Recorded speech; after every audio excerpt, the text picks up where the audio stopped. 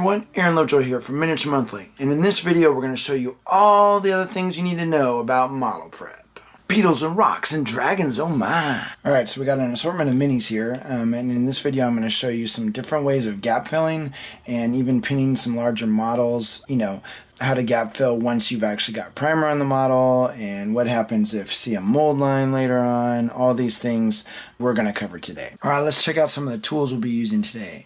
We're going to be rolling deep with some different files. We got flat side on one side, rounded on the other. I got a round file, a triangle file works great. Don't forget your reading glasses if you got to get up close and personal. We'll be using Aves Epoxy Sculpt, Milliput Standard Yellow Gray, my trusty clay shaper, standard sculpting tool. Don't forget your X-Acto knife. A couple different kinds of pliers. We got the flat nosed pliers. Then we've got a regular wire cutters for cutting our wire rods. A trusty filbert brush for smoothing out our milliput, and some blister pack foam. Don't forget the gloss varnish. Alright, so we got this super rad dung beetle knife from Kingdom Death. I'm just got them all put together, and we're just gonna take a little Milliput Standard Yellow Gray mix and fill in those gaps real quick, real easy. Looks like 2 sticks of dog poop. It's pretty gross. See how that, you can see this ball is bigger than that one, so we'll just add a little bit more to this side.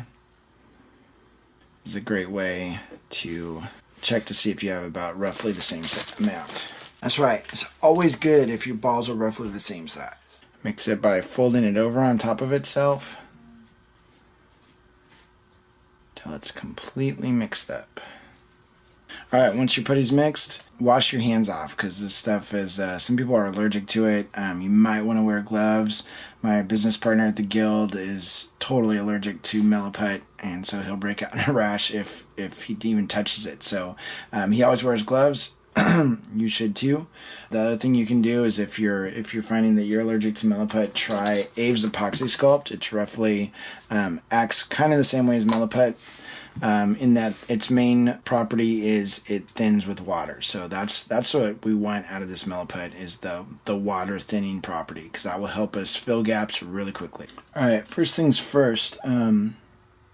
Well, the very first thing is I literally just had to turn my phone off because there are so many notifications coming in from our new Discord page for our patrons that it was literally just nonstop buzzing. So if you haven't checked out the Discord page, it's great. Yes, it's freaking awesome. We've finally been able to kind of bring the community together, and it's a better way for us to communicate with you guys. So check it out if you got a chance, and it's a really cool thing. So first thing we're going to do, you're going to have to check all the parts of your model. And you can see there's a crack right there where the 2 pieces went together. The crack goes all the way up the side, but where the 2 parts of the crack hit here, I want to make sure that that's totally smooth. So I'll come in with my file and I'll just kind of file this away. Be really careful not to hit any of this other detail.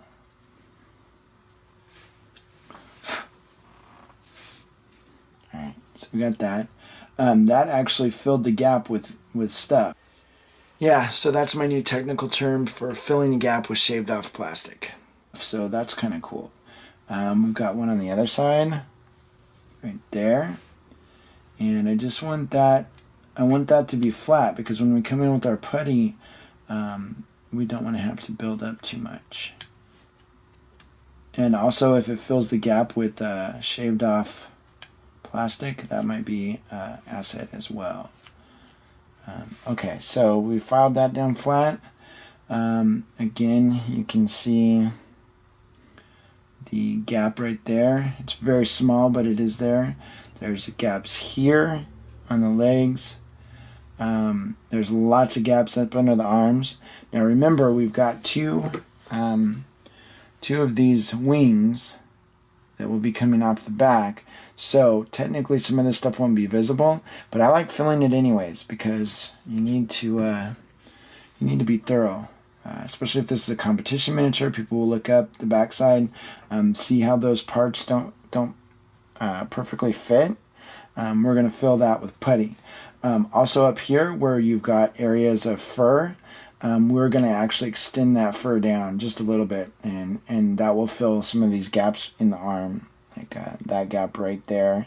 Areas of gaps you see we have on the fingers here, right in the back of the hand.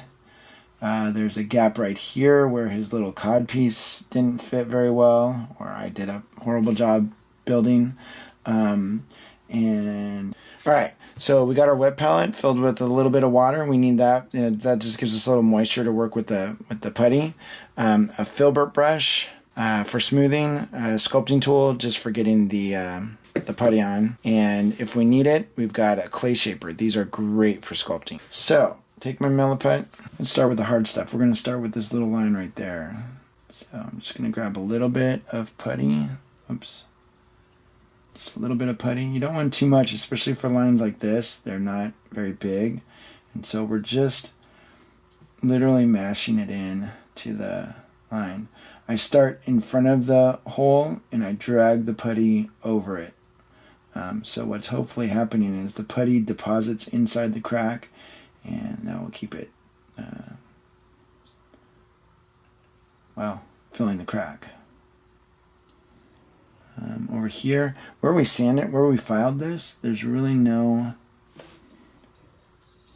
crack anymore, but we're going to put a little bit of putty in anyways, just to, if there's a little bit of gap there, it will fill in.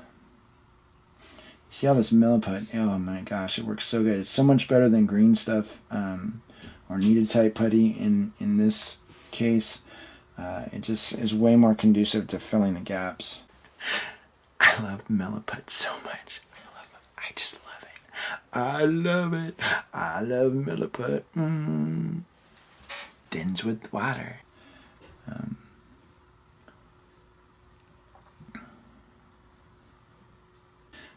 If you want to do a slight kind of smooth down, you can dip your tool in water and just kind of smooth it over. It smooths over almost instantly. Really, really good stuff. I'm not super worried about it being totally perfect because, as you'll see in the next step, we will fix any inconsistencies, any bumpy putty, if there's little pieces of the putty flaking off, stuff like that. That all gets fixed next. So this is a really good product to use because it's just simply for speed. It's always fun working on these guys' junk.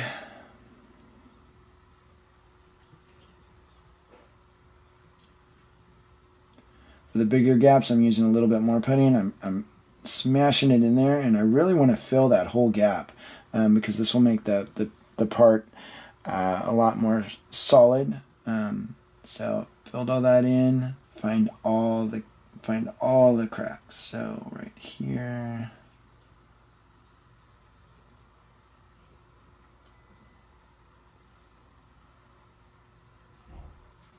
Where the putty went over right here, I'm just going to leave that for now. It's A-okay.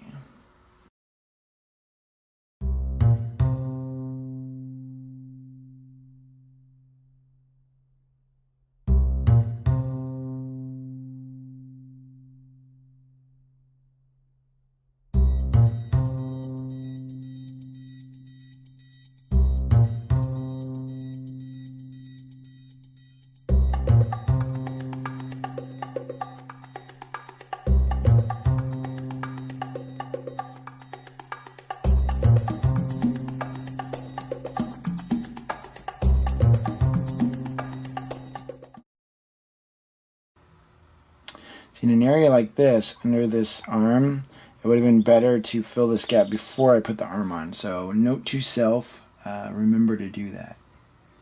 But we can still do it anyways.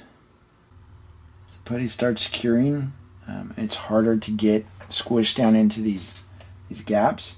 So you want to do all this stuff when the putty is very fresh.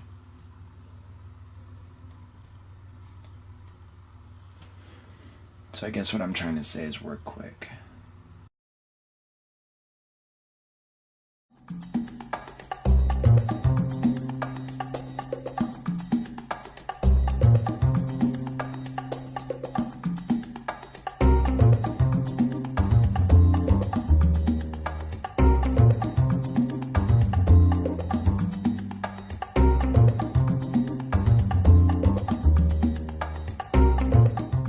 So on something like these fingers, maybe I'll come in with my color shaper tool and just kind of like I'm literally mashing the putty in, trying to pick out some of these details again and just make it look seamless.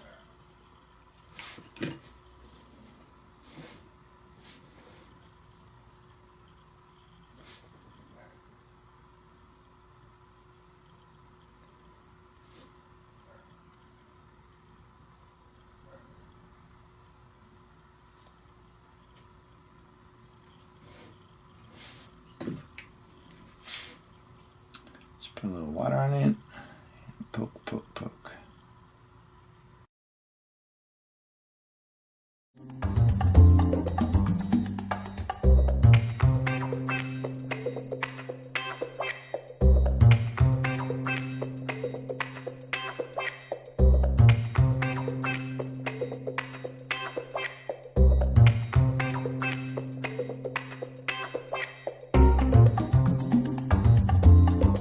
So before the putty starts setting up too much, I did the lower part of the body. That's a pretty good clip of puttying. I'm going to add a little bit of water to my filbert brush here. Any brush will work, but I like the filbert brush because it's kind of rounded on the tip, and it's a flat brush. And basically, we're just going to paint paint the water over the milliput, just real gently.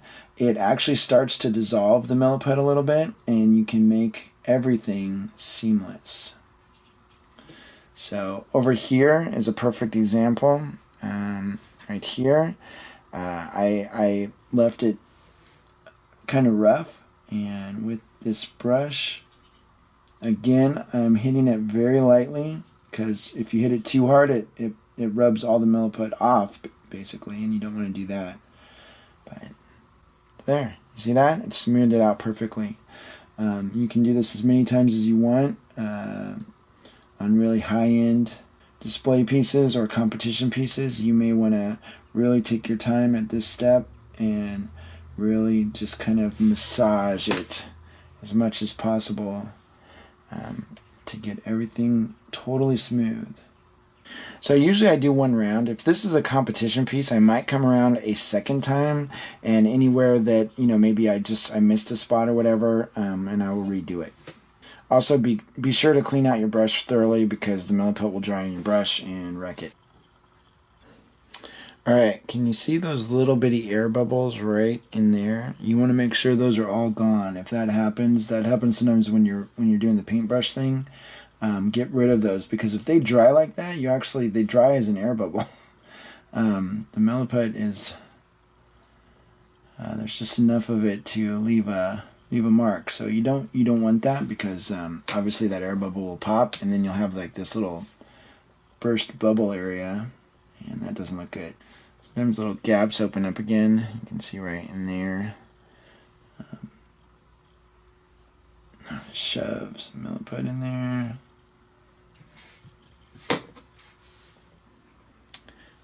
Smooth it out. There you go. Easy peasy. If you're putting putty in next to areas you know is another piece is going to go in, it always pays to put that piece in and make sure that the putty is not obstructing that. See, you actually see a little bit of milliput came off on there.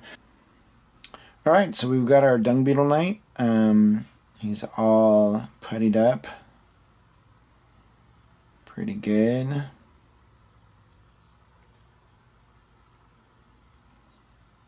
And if you wanted to leave them like this, perfectly acceptable. Okay, that's great and all, but what happens if you already primed the miniature and you find some gaps later?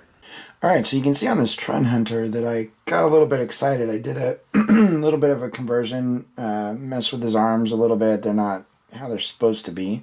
And so that left a gap right here and one on the back right there.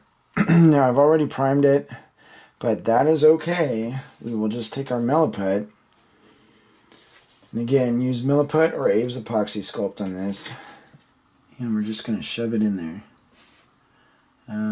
Usually I try to put more than I need, because it will always just kind of squish out.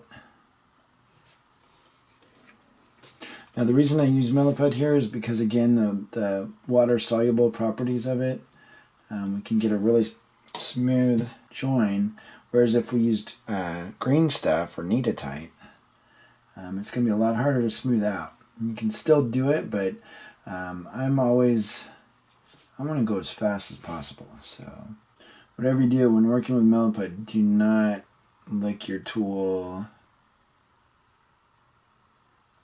You might notice sometimes I do that when I'm working with green stuff, just to get a little saliva on the tool, but you don't want to do that with Milliput, because Milliput's kind of nasty stuff. Alright, so we got that kind of roughed in. Then we just take our paintbrush again, wet with water.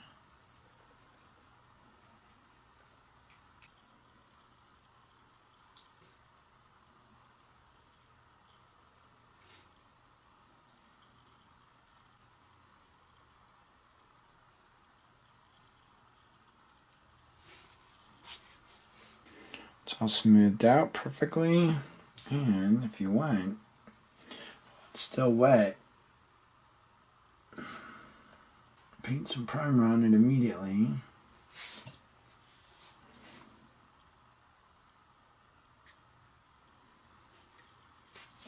And you're good to go. Alright, we filled our gap and we primed the model all in one. Alright, that was awesome. Let's go switch back to the Dung Beetle Night and do some advanced gap filling where we actually just extend the fur on the shoulder pads to fill some gaps. Alright, I've added some fur here to this side of this. You can see there's some fur added over there. But I realized the Aves Epoxy Sculpt is really hard to see. So we're going to switch to green stuff so you can actually see where the fur is. And I'm going to show you how to do it on this side. Basically what we're going to do is cut little tufts off. And we'll put like right there. Little triangle shapes are usually the best. Squeeze it in. And leave it.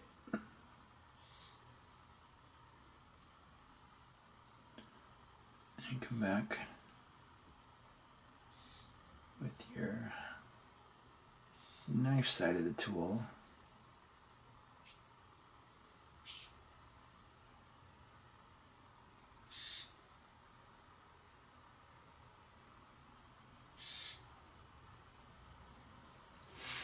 Pull it out a little bit. Usually make little teardrops. So basically you just want to make little clumps of fur, larger clumps of fur, and then add the lines in it to make the individual hairs. Again, this is one of those things where it's good to get these clumps on right away, like right after you mix the green stuff, because it's very sticky at that point. If you're having problems with the green stuff being too sticky, try using a little saliva. The green stuff does not stick to saliva, or a little bit of water. So if you have your little wet palette here, you can just dab your brush into that. Way down in the area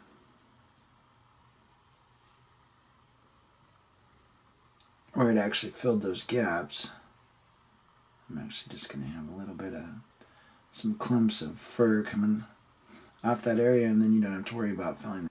Sometimes if you pull, green stuff has this uncanny ability to kind of pull with your tool, and it actually looks more natural. It looks like the fur is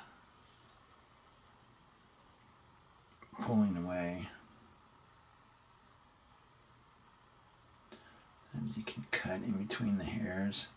You can go different directions. Sometimes in the putting the fur texture on, it pushes back against the model, so you just have to take your tool behind it and pull it back forward. Okay, over here we have already sculpted some of the fur, but I'm going to put a second layer on, just for good measure. Sometimes if you're just patient and let some of the fur dry, You can then put on more fur, and then you have multiple layers of it.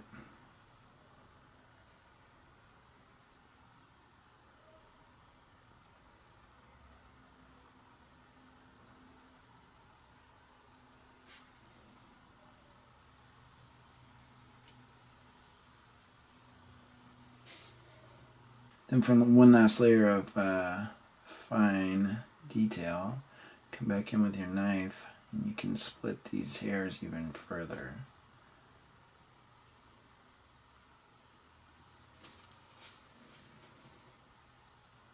Make it look really good. Alright, now I think he's ready for some primer. So what happens if you've already started your miniature, you've already primed your model, and you find some mold lines? So you got your model all primed up, you got them cleaned, primed, gap filled, blah blah blah, and you look at it and you're like, oh man, I missed a mold line there, there's a mold line over here, how do I fix that? And generally you find the rest of your mold lines after you've primed. So what I do is I just real lightly scrape away at that mold line. This is a good time when you first prime your models. I suggest you prime them fairly lightly. A smooth light coat is better than a really thick coat of primer, because if you have to scrape away, you don't want to have like a really thick layer of paint that you're going to see once you scrape away. So you see that? I just real lightly scrape that. Another problem area is right up here. There's no mold line, but when I scraped it off, it made a flat area. So I'm gonna grab one of my files. I think I'll grab the round one, and I'm gonna try to coax this shape back into more of an organic shape. You know, something that's not a flat shirt edge. Just be gentle and take your time. Obviously on gaming figs you're not going to take this much time, but if you're looking to do something a little higher level, this is how you do it. I even think up here could use a little bit of smoothing off in a couple areas. Maybe I curve my file over it so that it stays true to the shape. On this part we are going to switch to a flatter shaped file and just kind of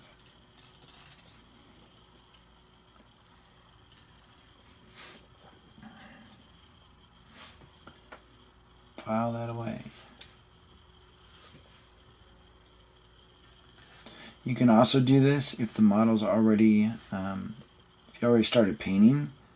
Alright, other times you're already well into the project. This is the Veteran Gunslinger, and you may notice right on top of here, it's really hard to see, but it's a little bit wonky. So what I'm going to do is I'm going to take some Aves Epoxy Sculpt, and I use the Aves Epoxy Sculpt as opposed to, like, say, Milliput in this situation, because I like its neutral gray color, because we're just going to paint right on top of it. So I'm going to fill in these little parts of the sculpt that either I messed up while cleaning, or maybe it's just a, you know, part of the cast is a little bit weird, and that happens from time to time. A little bit more on this side of his thing, and this just gives us a little smoother surface to paint on. It looks better in the end. Take the excess back off, smooth this out, and you're good to go. So being able to make those repairs to your model once the paint's already on really frees you up, and it makes it just, you have less butt pucker, you know, when you just got, you know, there's just like, there's so much, and you're like, oh my God, I just don't know what I'm going to do. But if you can fix those things after you have paint on the model, that frees you up, and it's not quite so bad. You don't not so much anxiety while you're cleaning the model and prepping the model. It's got to be perfect before I get the primer on. You can make changes, you can make modifications after the fact with putty. Again, we can take our color shaper, Maybe I'll just roll it on the leg and get rid of some of the excess again. But now it's nice and smooth and ready to take some more paint. You can see right here is a little teeny tiny air bubble. And you see these air bubbles more on the super teeny tiny ones, more on spin cast resin. So this model was produced in the spin cast resin style, and so sometimes there's little teeny tiny air bubbles. It's just part of the process. They've actually gotten better over the years with this, with that happening, but there are sometimes still little bitty bubbles. Abe's Epoxy Sculpt does the thinning out with water thing just like Milliput. So push that in. There's a little area that doesn't want to play nicely with you. Just kind of smooth it out like that. Okay, so we moved up to his thigh, and you can see there's a bunch of little air bubbles. That's a bummer right there. So instead of using the putty to fix that, because it just seems like it'd be a lot of work, we are going to use gloss coat. Okay, so I'm just going to grab a little bit of this gloss coat.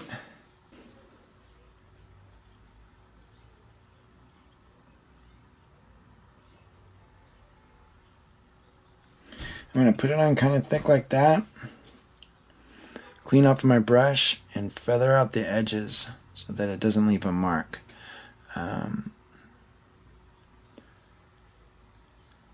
Once this dries, that should fill those little bitty holes. Instead of using gloss coat, you can use other things like liquid green stuff is great for little air bubbles. Same with plastic putty from Vallejo Model Color. Products like that are great for getting minor imperfections off of your model. Alright, so one of my friends contacted me the other day and he was like, hey, I'm building this huge model and I'm having problems pinning it, getting the pins in the right spots. So it just so happens I'm building this big old dragon for George R.R. Martin. So let's see how it's done. Alright, so the last thing we're going to work on is how to pin a larger size model. A lot of times if if you've watched the Prepping Metal minis, I showed you how to pin a model using some blue tack, and that worked out really well. But on bigger models, sometimes it's easier to glue them together first and then put the pin in after the fact. I've already got a small pilot hole here, but what we got is we have this piece and this piece are glued together. And so what I want to do is I want to put a pilot hole between the two pieces. And so I'm just going to drill right in and right through both pieces of resin. Once you get that done, you just grab your paper clip and make sure that it fits in the hole nicely. And then we'll just mix up a 2-part epoxy.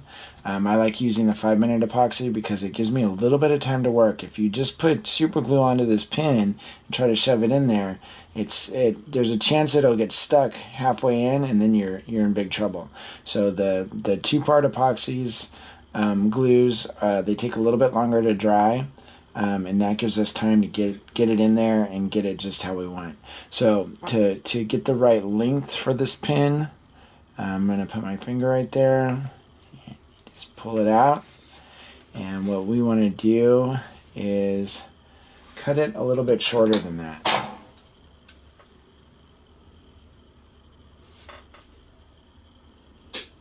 We're going to put these pins all over the place. So through each one of these pieces, we need a pin going through both areas. Just be careful that you don't break anything. Sometimes I like pinning in 2 different directions. So in this particular piece, there was a key that went up from the white leg up into the gray, and so this hole right here will go through that key. And then this way we've got a pin going this way and a pin going this way. So even if the leg can't jiggle at all. Now you also notice I picked areas that I figure I can easily match whatever texture was on that part of the sculpt. with Milliput later. So, I didn't just drill holes anywhere. Alrighty, so we're rocking this 2-part epoxy here, and this stuff stinks, so be sure to be in a well-ventilated area. I don't want anybody keeling over on us.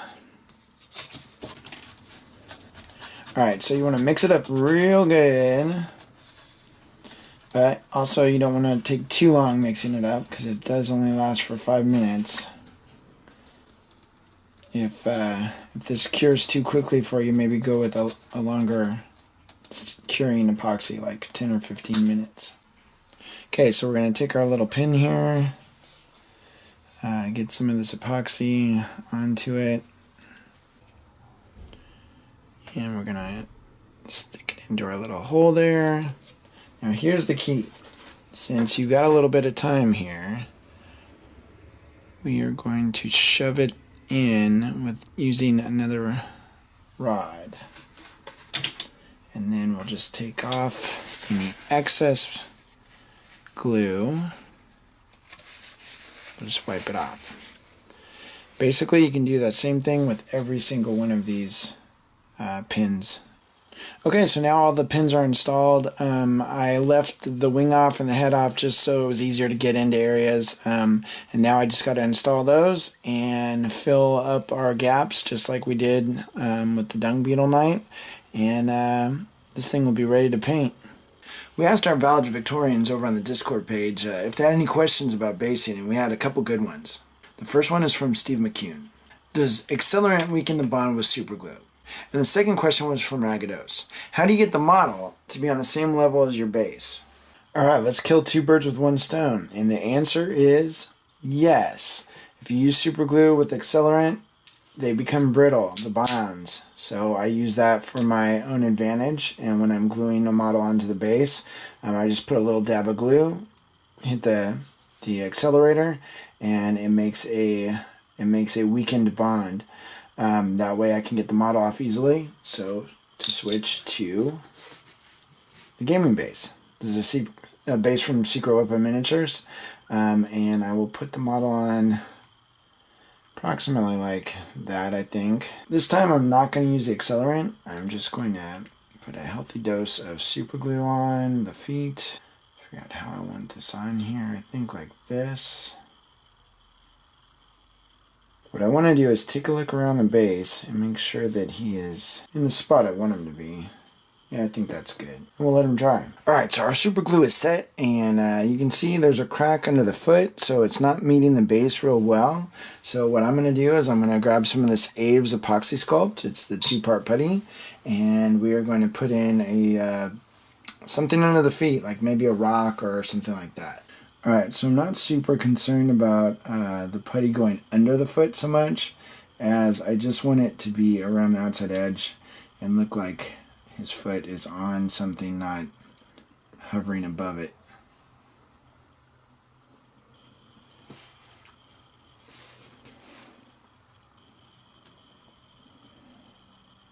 I think I'm going to make this rock that he's standing on come out a little bit further from the foot, so it doesn't look quite so like he's just exactly stepped on a rock that was just as big as his foot.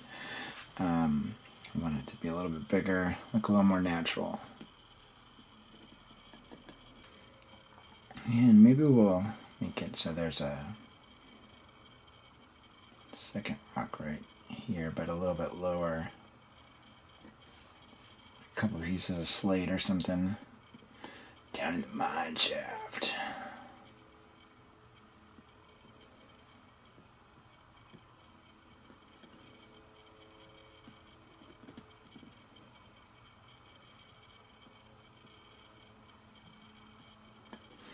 Once again, if I wanted to, I could just paint directly over this putty. So over here on this side, this foot's coming up off the ground, so I don't want the ground to be completely up on it. Maybe down towards the base of his foot. Let's squish some of this putty in there. This putty, though, I'm going to texture to look like sand.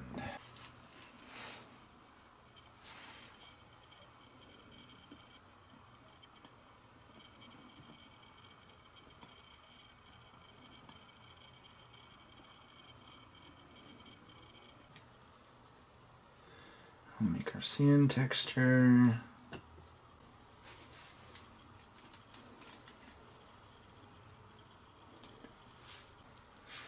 That's that.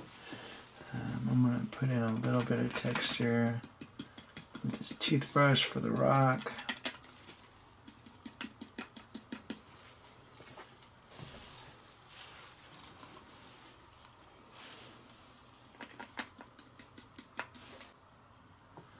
Push the edge of this rock back up.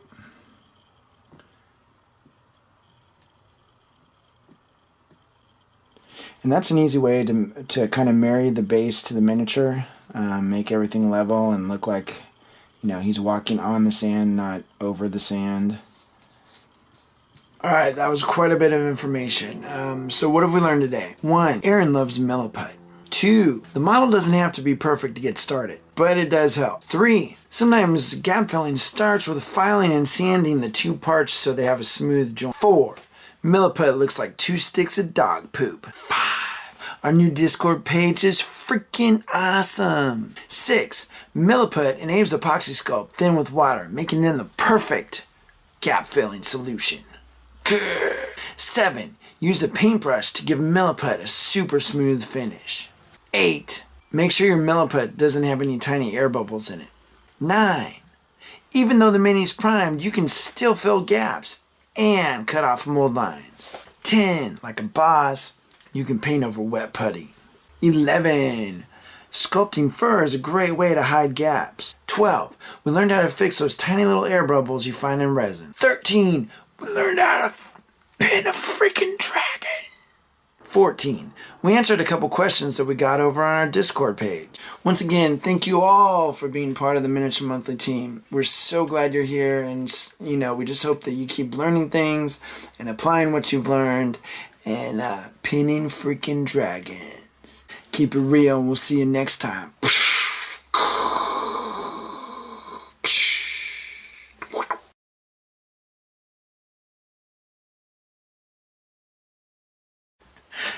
I love Milliput so much. I just love it. I love it. I love Milliput.